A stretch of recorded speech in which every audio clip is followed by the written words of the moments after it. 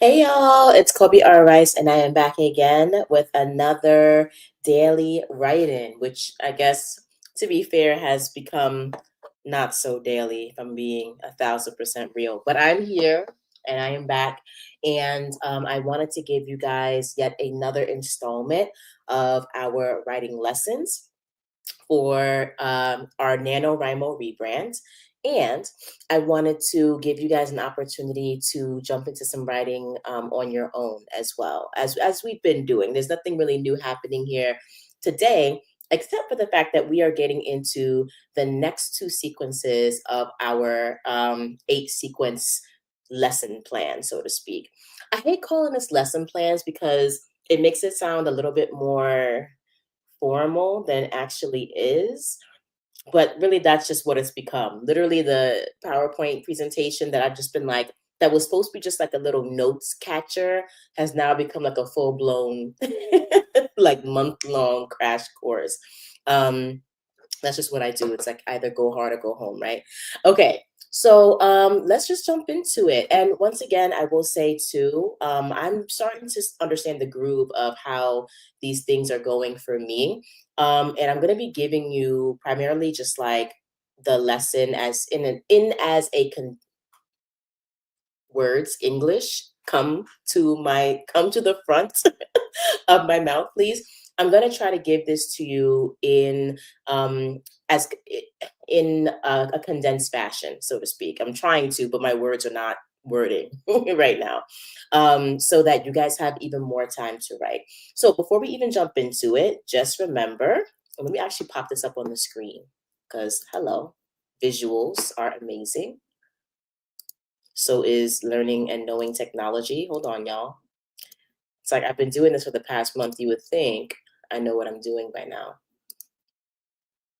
What the heck? Okay, here we go.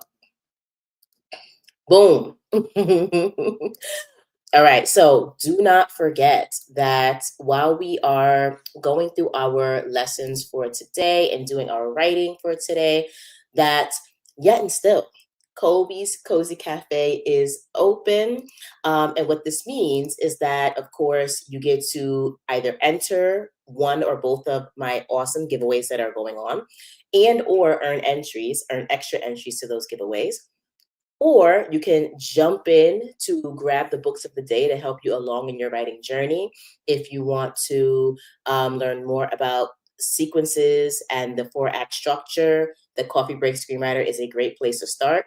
If you want to learn more about the individual beats that you can use to build out your story, Save the Cat is phenomenal. And like literally, I can promise you almost every single screenwriter on the planet has read this book at this point. And if they haven't, and they just became a screenwriter or they're an aspiring screenwriter, trust me, it is on their to read list.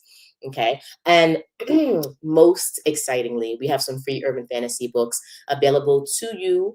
You just click the link through. Either you can actually do this one or two ways. You can click the link in my description where you can download free urban fantasy books, or you can get the free urban fantasy books but also earn extra entries into these 2 giveaways that I have posted here on the screen by clicking through to the giveaway and then scrolling all the way down to the giveaway page and clicking the link to the free urban fantasy book link. And so that it will not only take you to the urban fantasy download page, but you'll also be able to get extra entries into these giveaways. Okay, sip of my sparkling water. Yum, yum. Okay, let's jump into it. So I guess I took, wow, words again. It's Sunday night. I just bear with me, y'all.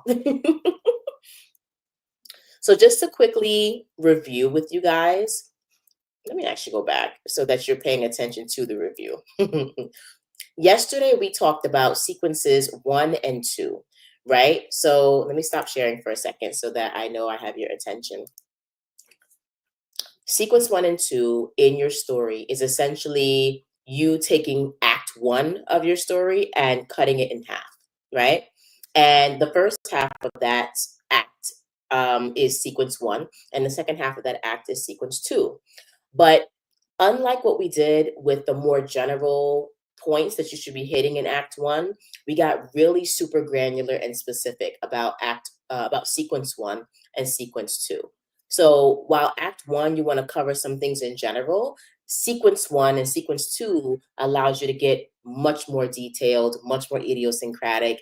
And I gave you some checklists that you can hit and you can compare your plot structure to, so that you know that you are hitting all the necessary points or story beats in Sequence One, and that you're doing the same thing for Sequence Two. All right. So just to review super quickly, Sequence One, as you will recall, is the setup. And let me just get this on the screen. Here we go. It's the setup, the hero, and the bomb. So this is where you're going to tell us the world of your story, especially if it's a sci-fi world, dystopian world. What's going on? What are the circumstances? You know, who are the villains? What's the external conflict, etc. We're going to get a glimpse of that. You're also going to introduce your hero and her flaws, and then you're going to pull us into the hero's story and tell us or show us why we should care, right? What does her world look like? What does her turf look like? What does her life look like? Why should we be invested? What is flawed about those things? What needs to be fixed about those things? And how is the hero essentially spinning on their own hamster wheel? And how are they unable to get off the hamster wheel, right? And as I mentioned to you before, at the very end of Sequence number one, we have, boom, the inciting incident, right? Which is basically the external conflict, the trigger, the villain's trigger that, boom, like explodes, not explodes, but like detonates in the character's life, in the main character's life, that kind of throws them off their usual schedule, okay? Sequence two, just a review. This is the denial and the devil in the doorway. So essentially, the hero is not quite locked into their new adventure yet. They're not quite locked into the main story yet. They've been hit with this external trigger, with this external event, and now they're like confused. They're off kilter. They're in denial. They're trying to find their feet and find their way, right? In many ways, this comes out with it comes out through your hero ignoring her destiny, and she continues to try to do things her usual way and fails, obviously.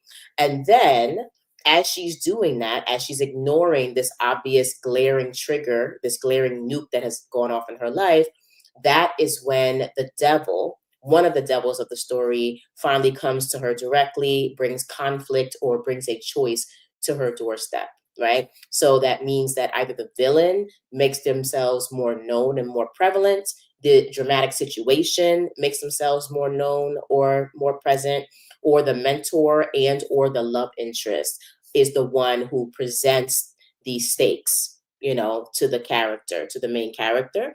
And then they are the ones to pull the main character into Act Two, which is essentially Sequence Three, or at least the first half of Act 2A is Sequence Three. All right.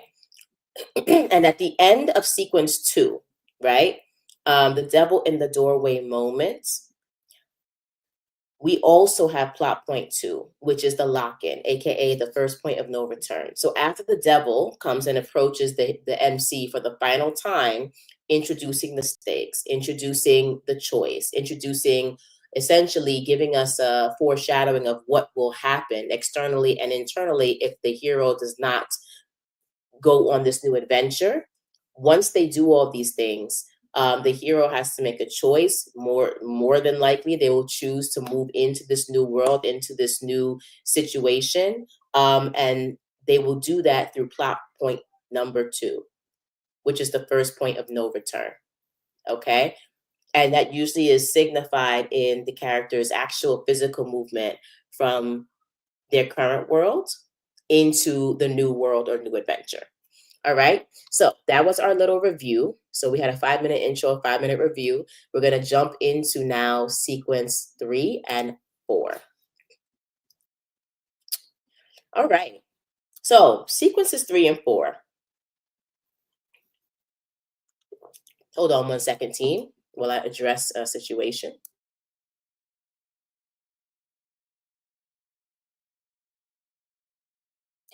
All right, I'm back.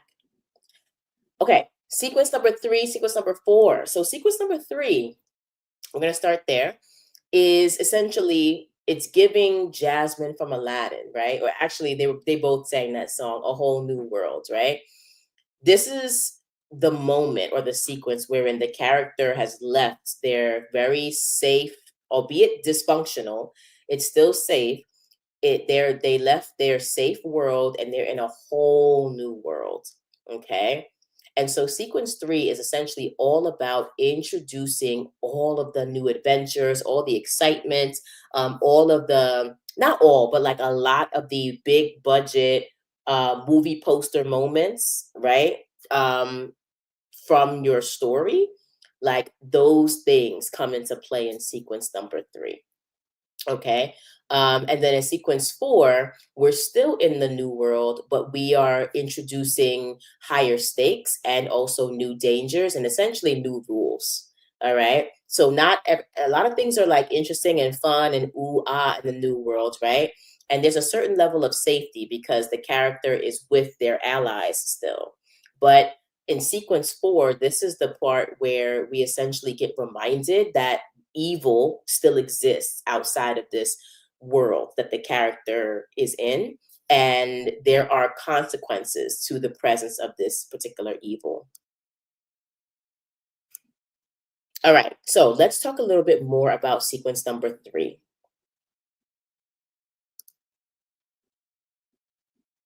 Let's jump into it. Sorry about that. All right. So when we talk about sequence number three, a whole new world, right?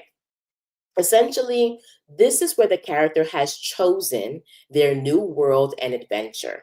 Okay. Your hero has now walked through the portal, the first point of no return, and they cannot go back. They are locked in to this new adventure. Sequence three is all about what the hero finds on the other side of this portal, right? So, for example, when in the Hunger Games, the first movie, when Katniss takes the transport from the safety of District 12 into the new space of the capital, this whole new world with the capital and the Hunger Games and all of the rigmarole that goes along with it, what she experiences on the other side of that portal in this new world is so entirely different. Like just the food they eat, the fact that they have like working infrastructure, all this like insane wealth that the capital citizens have, all of these things, right? There are very stark contrasts to what she sees in District 12. When we talk about the Matrix, right? Neo has spent his entire life in the Matrix, and he's living a regular life as like a computer programmer at a multi-billion-dollar company. He works in a cubicle space, and he is just another number. But he's always suspected that there's something more to this world that he's kind of just trudging through. And he finds out that that is true. When he goes through his portal, through his first point of no return, he discovers that the world that he's been living in is not even real. It's essentially a virtual reality, augmented reality experience that's been designed by machines for humans to stay asleep so that the machines can feed off of humans' bodies and use them as batteries, essentially, right? Excuse me. And so when he crosses from the being in the matrix to being in the real world, he is now exploring everything about the real world that he never knew, but that has always been, right? So sequence number three really is about, as Blake Snyder would put it, the promise of the premise, right? It's all the fun and games, as he would say as well, of answering that what if question. What if a teenage girl takes her sister's place in a gladiatorial fight to the death between her and 11 other teenager or 21 other teenagers, etc. Right? We're answering that question. Really more so like in the later sequences, but we're answering the question about the world in which this evil event takes place? What if um, the world that we know is just a virtual reality designed by machines who are autocratic and want to keep human beings enslaved, right? And what happens when somebody breaks free of that control? What do they find? Sequence three is essentially answering those questions, and delivering on the promise of the premise of the movie, essentially, as Blake Snyder would say. When we think about keywords for sequence number three, new world, new rules. I'm just going to keep it literally that simple. New world, new rules, because we're exploring all the ups and downs, ins and outs, all the rules essentially of this new world and all the features of the new world as well. And again, the new world should look very different, and the rules should also be very different than what the main character has experienced already. All right, let's get to the checklist. All right. So, in case you're just like, all right, Colby, so like, great. I have to present this new world, but what exactly does that mean in terms of how I itemize these things in my story? Well, as per usual, I've given you a checklist. And so sequence three, this is what you should be thinking about and kind of checking off your list when you're developing this sequence. Number one, this is where we experience the foreign new world that the hero now has to navigate. We talked about that as well. Here, we also learn about the New World's rules and dangers and how they impact the hero.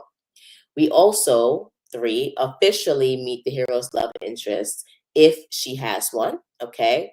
And if they've already met, this is really where you're going to start to give us little plants and clues about where this relationship is going.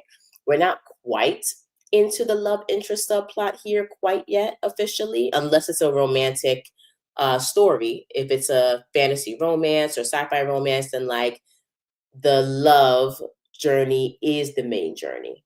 You feel me? But if this is not a romantically driven story for the most part, we're only kind of getting like little bits and pieces and mini interactions between the hero and their love interest. If the hero has a mentor, which I haven't put in here, the mentor is probably going to have a lot more sway at this point in the story than the love interest would. So, for example, in The Matrix, right, like Neo has the benefit of having a love interest, which at first he doesn't even realize it is a love interest. But he also has the benefit of having a mentor, Morpheus. Morpheus actually really dominates the majority of sequence number three here, essentially. And the love interest situation, Trinity, she's kind of just playing like a second hand role here. You know what I'm saying? She doesn't even really engage much or say much, because she's kind of like wrapped up in her own world and thinking about the prophecy that she received and all that, and just trying to figure out if Neo is the one, that she's supposed to be with or whatever. But the mentor is really going to come into the scene and like be the main compadre of the hero. So this is really where you put the mentor hero story. Next, we officially meet a new cast of supporting characters who will either replace or integrate with the old cast. All right. So this is actually a great time to bring in Fellowship of the Ring, right? We're in the new world.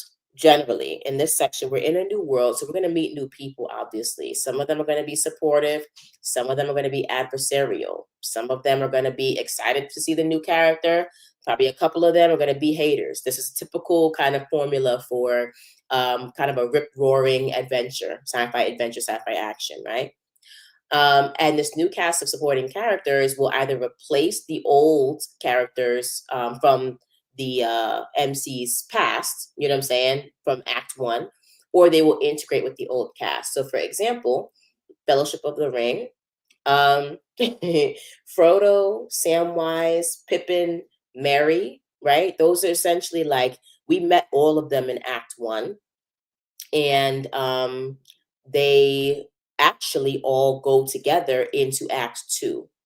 But along the way, as they're in the first half of Act 2A, as they're going through sequence 3 essentially, they meet some new supporting characters. They meet Aragorn, right? Gandalf has always been there, but he's been kind of in and out doing his own wizard stuff and handling things in the background, but he pops in as well.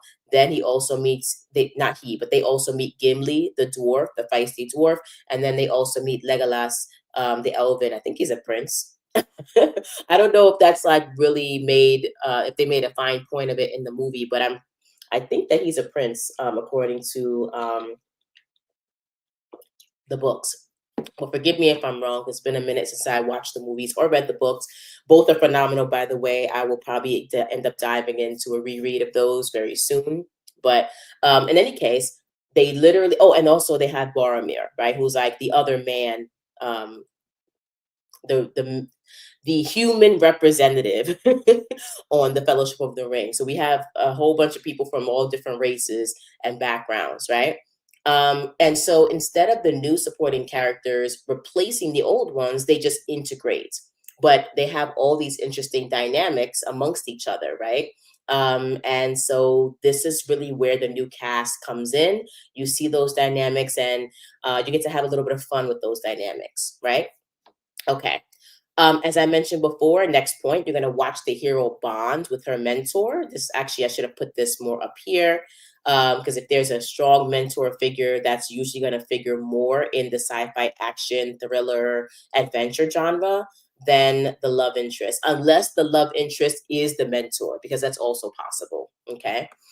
And then you're also going to watch the hero fall on her face as she navigates the new world and faces her first obstacle and second obstacle. All right. Um, and mind you, this doesn't have to be just two obstacles. It can be like a few, right? But you want to have at least two primary obstacles or challenges, training challenges, right? That the hero has to undertake like in their sort of trainee phase of the story.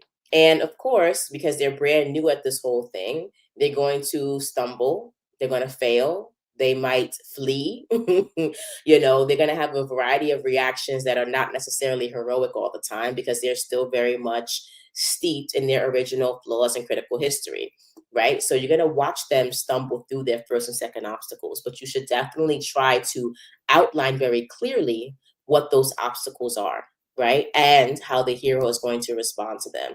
And the beautiful thing about this team is that we already, if you did the character critical history exercise and you did the character arc exercise, we've actually already created those external triggers. Remember the macro social, mesosocial, and microsocial triggers that will challenge the hero, right? And that will challenge the hero's flaws or their critical history. And you've already predetermined how they will respond to those external triggers, right? So basically, this is where you really flesh those moments out that you've already developed, flesh those moments out, turning them into obstacle one and obstacle two. All right. And if you haven't fleshed them out, that's fine. Now it's time to do so. So you see how everything that we've learned thus far is kind of like coming to bear on how we're developing and weaving the plot, right? Very intricately. It all works. There's a method to my madness. Then you're going to watch the hero lean on her old tricks to navigate the new world, face her first and second obstacles, and fail miserably. She's going to learn her first and second major lessons. All right. This is really where the character's flaws, wounds, fears, and their critical history are going to really come into play, like I just mentioned, right? And again, because we've already done this work, that you're in this moment, you're just taking that original work that you've done and you are just teasing out the details even more. All right. This is where the hero is going to show us if she has grown. She hasn't. If she has grown in this new experience. Has she progressed past her flaws or her old ways of thinking? The answer at this point in time, in this point in the story, should definitely be a resounding no. Okay. And so we see how her old ways, old thought patterns, and old tricks are not working and she has to learn her first and second major lessons.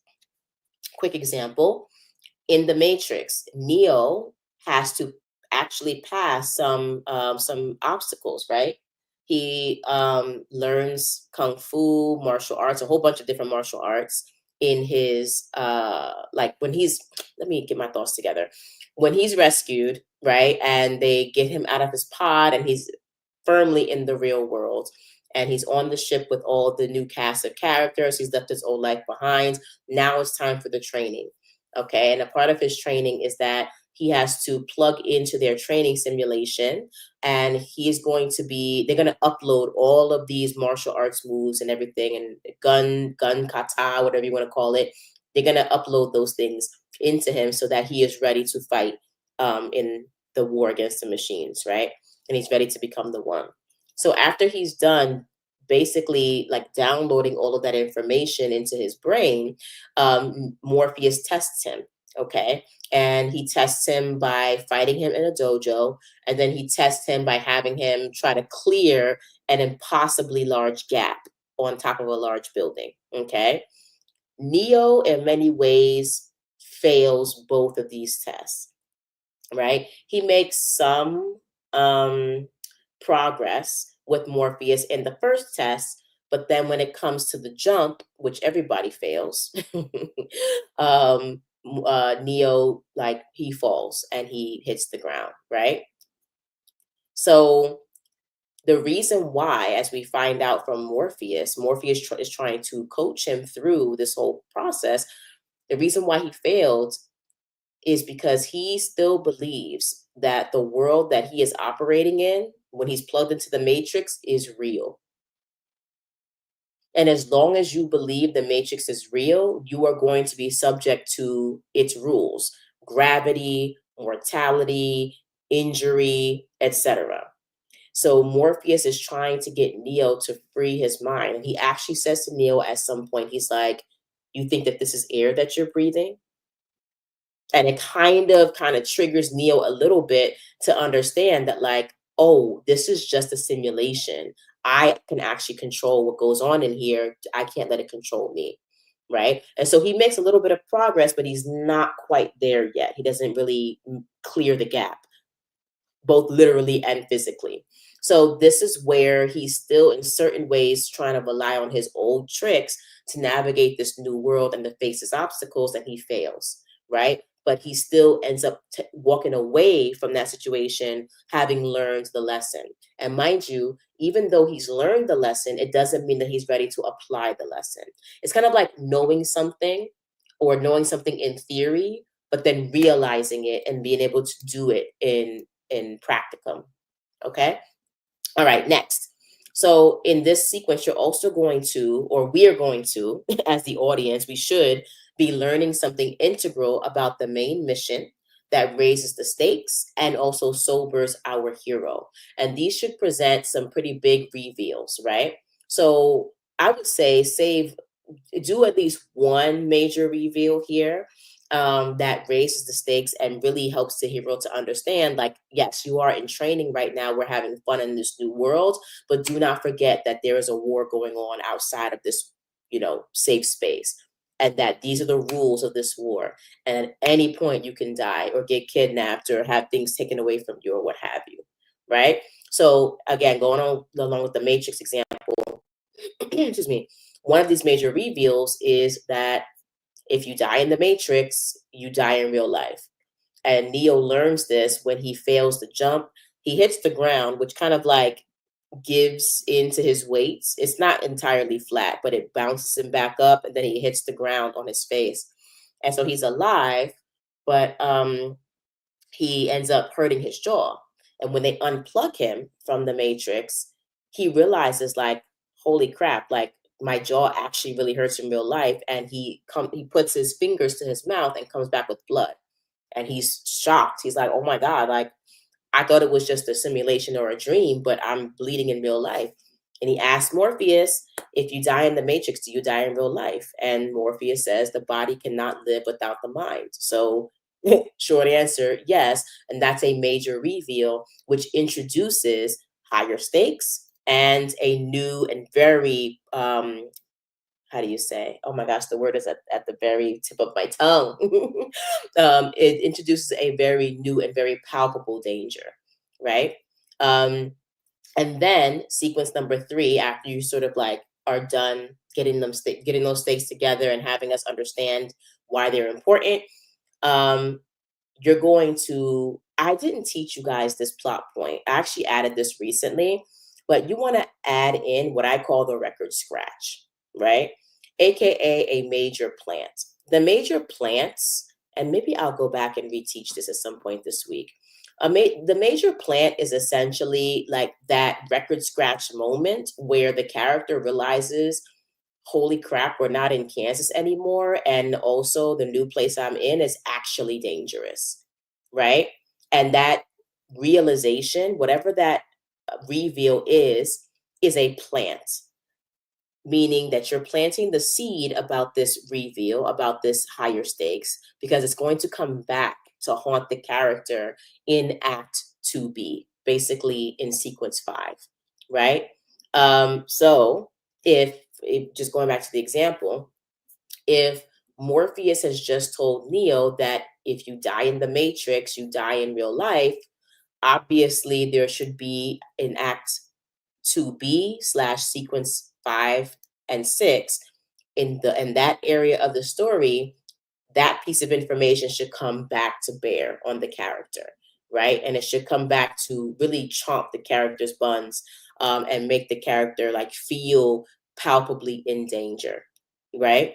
Another reveal, for example, in the sequence 3, I think it's that, yeah, sequence 3 of the Matrix, is that um, there are dangers in the actual real world, not just the Matrix world, but the real world, called squiddies, robots that like will kill you by hunting actual real humans down who have escaped, and killing them and destroying their ships. And the squiddies are always excuse me, they are a continuous threat, right? And the only way to defeat the squiddies is by using EMP, which is all well and good, but it shuts the entire ship's circuitry and electricity down. And so if you're in the matrix at that point, that means that you're essentially killed because the matrix has been shut down with you in it, or like your connection to it has been shut down while you're in it. All right. And so that is another point wherein the stakes in sequence 3 of the Matrix are raised. That's a major reveal of one of the dangers. And then it's a plant, because obviously if we learn about the squiddies in sequence 3, we're going to expect the squiddies to come back to cause havoc in the later part of the story. All right, let me just check and make sure there's no one really here. So there's no, I just want to, so that I don't expect there to be any comments, but I have to check anyway because people like pop in on occasion. But okay, so no comments. We're going to move forward. Excuse me. Drinking this delicious sparkling water, which I love. All right, let's move forward. Sequence number 4. Let's jump into sequence number 4. Okay, I kind of gave you a hint of this already, but essentially, sequence 4 is like the new world is dangerous. So, if in sequence 3, for example, right, let's say that all you do in sequence 3 is drop some information and some plants, and you're just having fun with the character. The character is essentially in their training phase. They're learning new things, they're exploring different parts of the world, they're meeting new people, and they do have the occasional challenge or threat or what have you. But so far, they've been doing okay. They've been escaping, or they've been failing and stumbling, and somebody has come in to save them, etc. Right? But things are feeling, they might feel a little bit tense, but they're not like out and out dangerous at this point, right? Let's say that you went that route for sequence 3. In sequence 4, if you haven't introduced any stakes and new dangers in sequence 3, this is the place to do it. Okay. So in sequence 4, the world is fascinating. It might be even a little stressful. Your hero is in awe, but what's truly at stake? All right. I'm going to actually put this on pause for a second, chat. I'm going to be right back. I have to do something super quick. Bear with me.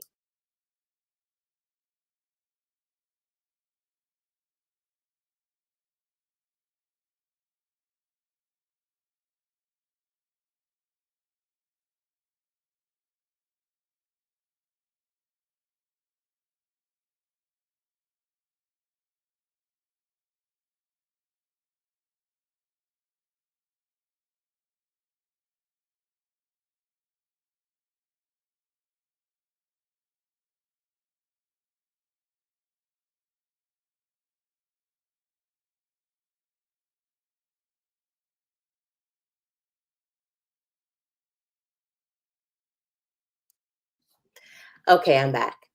All right. So, higher stakes and new dangers. And the key words for this, because I'm so eloquent and brilliant, are raise stakes and more danger. Very helpful, Kobe. Let's move forward to the checklist. So, what happens in sequence four? Okay, so more, kind of a little bit more of the same. I feel like, well, let's get through the checklist and then I'll pontificate. So, in sequence four, we watch the hero recover from her first obstacle and learn her first lesson. Then we discover other subplots that are relevant to the hero's journey. All right. So, actually, let me get through this and then we'll address each one.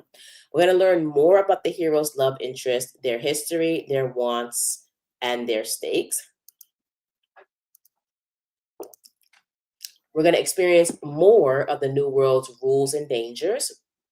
We're going to watch the hero face the second and third obstacles. I think I meant to say the third and fourth obstacles, but they should be ones with higher stakes, usually. Okay. We're going to watch the hero fail, but then she's going to learn those next two lessons. And then she's going to learn something integral about the main mission that raises the stakes and sobers our hero again. And then at the same time, sequence four is going to end on plot point number four, which is the midpoint. Okay. So essentially, guys, and maybe I should go back and kind of rewrite this checklist to make it a little bit clearer. The entirety of Act 2A, which is what sequence 3 and 4 are, right? They are essentially a breakdown of Act 2A. The entirety of Act 2A is called essentially The Training by Pilar Alessandra. This takes place, as I said to you guys days ago, on not the main character's turf, but in this new world, which is usually owned, or the turf of which is usually owned by the main character's allies, the mentor, the love interest, and like the new people that they've met, right?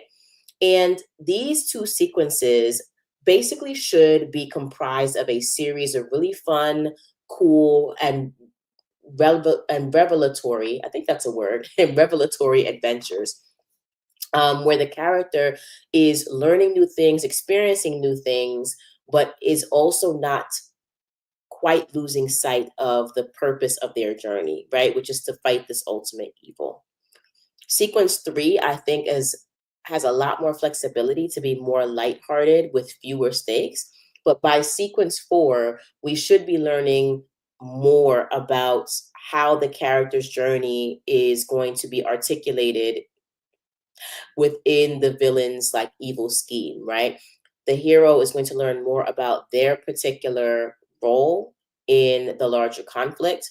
They're going to create or break, bonds with new people that they've met.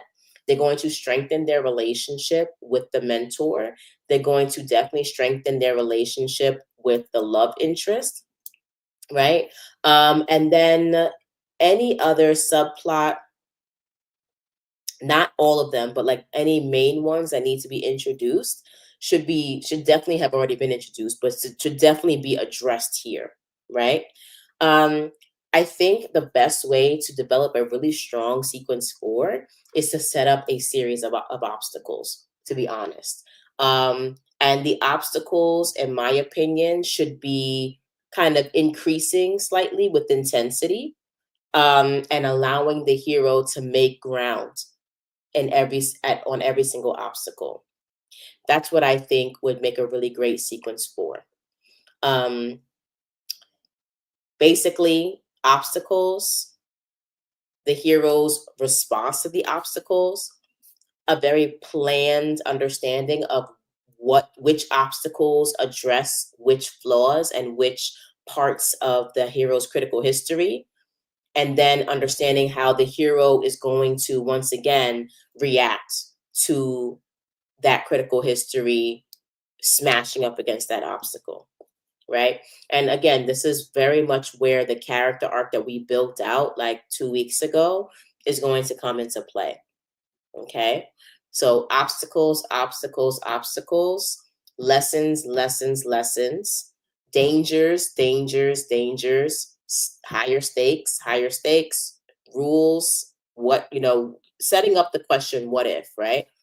And then, of course, you want to show the character's growth with their reactions to all of these things.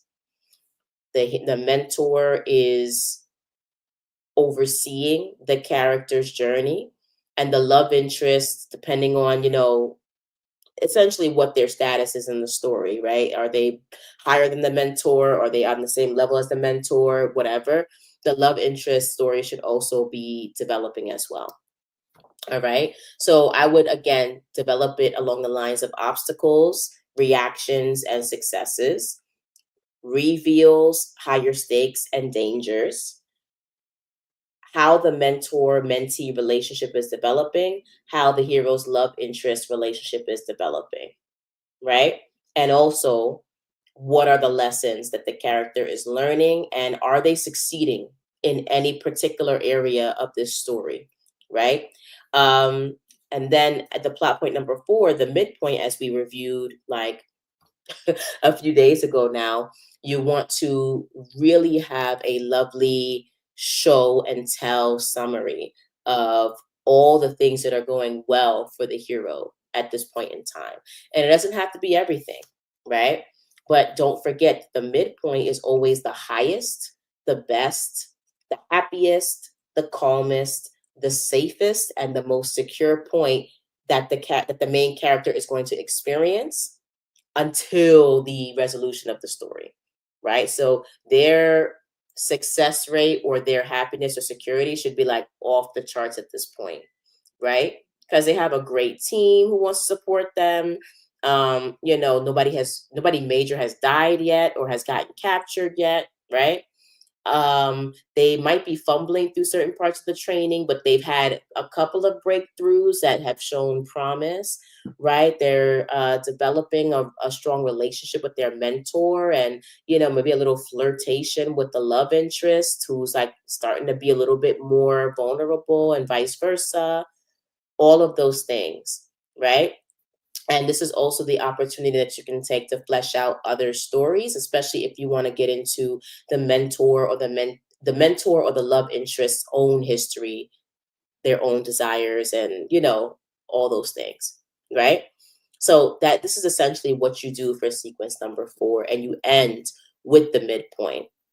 And because you guys are such great students, and I've harped on this so many times, you already know that now that we've built up the character and their journey and all the relationships up to the highest, calmest, securest point, most secure point, ish is about to hit the fan and things are about to go left. But for today's lesson, this is not what we're going to cover. So we are going to cover when ish hits the fan in the next couple of days for sequence 5 and 6. All right, my loves, my writer loves. So this was your lesson for today, sequence 3 and 4. Just to do a super quick review, sequence 3 is called A Whole New World, where the character chooses their new world. They're moving forward into this new world and adventure. They walk through the portal, they can't go back. This is the part where you're having a lot of the fun, a lot of the games, a lot of the training, a lot of the ooh, ah, look at all this new cool stuff. What do they find on the other side? And then sequence 4 If you haven't done this in sequence 3 at all, which is fine, sequence 4 is definitely where you introduce the dangers of the new world. It's like this new world is cool, but the new world is also dangerous. So you're introducing higher stakes, new dangers. The new world is still fascinating, but what about this new world is telling the hero that danger is still waiting on the edges, on the fringe, on the external, and that at any point their calm, secure environment can be turned upside down, right? So let me just do this here. I think we can actually tonight have a good 25-minute or 20, let's say a 20-minute writing sprint. Let's do it, right? Let's just do it since we're already on here. I'm going to put some music on, and I want you guys to spend the next 20 minutes, maybe 10 minutes apiece, developing sequence 3 and sequence 4, right? And so I will try to, I'm going to project on the screen for 10 minutes apiece the checklist for sequence 3. And then I'll do the checklist for sequence 4 for the next 10 minutes, and then we'll wind down. All right? All right, let's do that. Let me get back to the checklist. Boom. All right, team. I'm going to put some music on, and happy writing.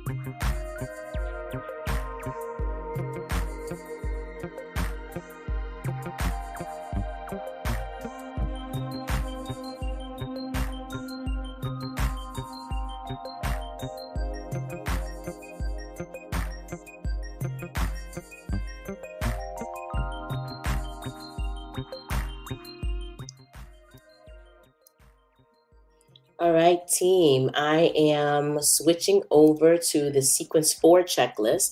Hope you guys had, some time to get down the original checklist and to work for about 10 minutes on your sequence number 3. But now we're switching to sequence 4. Happy writing. We'll come back in 10 minutes and close out.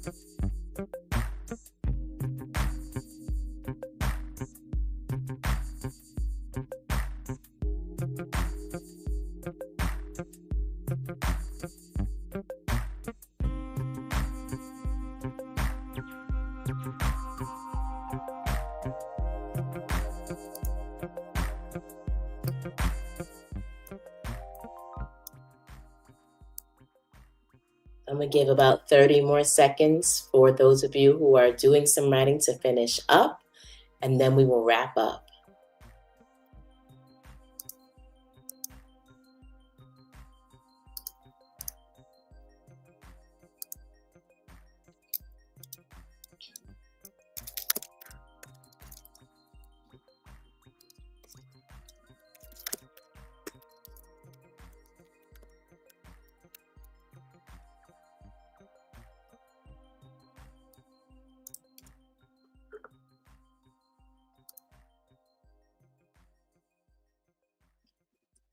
All right, perfect, actually. And the song faded out right when I was about to come back.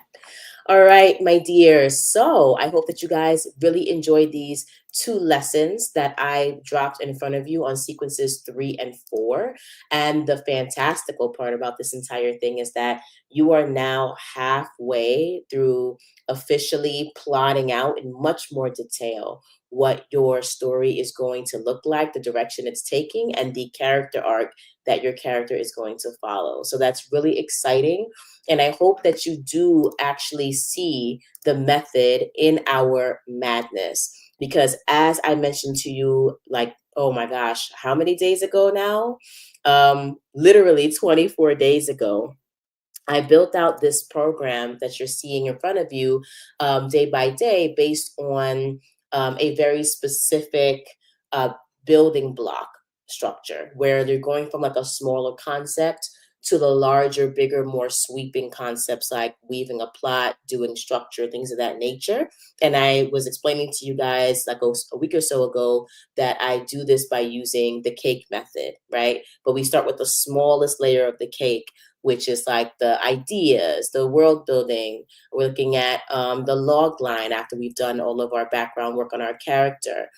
We design a character arc, and then we go into the bigger layers, the beginning, middle, and the end. Then we break the BME down into the 4-act structure. Then we break the 4-act structure down into the eight plot points, excuse me, and then we layer on sequences, right, that sit on top of the plot points, with the plot points being the culmination of each sequence. So I hope that you guys can see the method to my madness, and that you're appreciating the sort of day by day bulleted workthroughs that we're doing. And having said that, we're going to wrap. And I just want to remind you guys that we do, in fact, oops, hold on. Yes, that we do, in fact, still have all these amazing goodies, giveaways, and opportunities to win some free stuff down in the description below. And also, I want to remind you to definitely jump into the books of the day. You will not regret it. Same thing with the free urban fantasy books. So thanks so much for joining me again. It's a pleasure. I really love doing these things, even though I'm becoming very exhausted. This has become like a really great, inspiring month for me. And I think I will make, I have an announcement to make, or a couple of announcements to make at the end of this entire month and this program that I'm running, but I'm going to wait on that. But it has been super inspiring, and I'm super excited to see what 2025 is going to bring in terms of creativity at the least. And I hope that you guys are building up towards a brand new year by establishing a great structure and foundation for your work, your stories, your novels, your video games, your screenplays, your teleplays, whatever you're working on. I hope this is helpful for you. In any case, I'll probably see you guys again, more than likely on Tuesday afternoon, to be honest, with sequences 5 and 6. So I'll be doing like another double whammy on Tuesday. In the meantime, keep writing, keep creating, stay badass, and keep showing up. And I'll see you guys next time. Bye.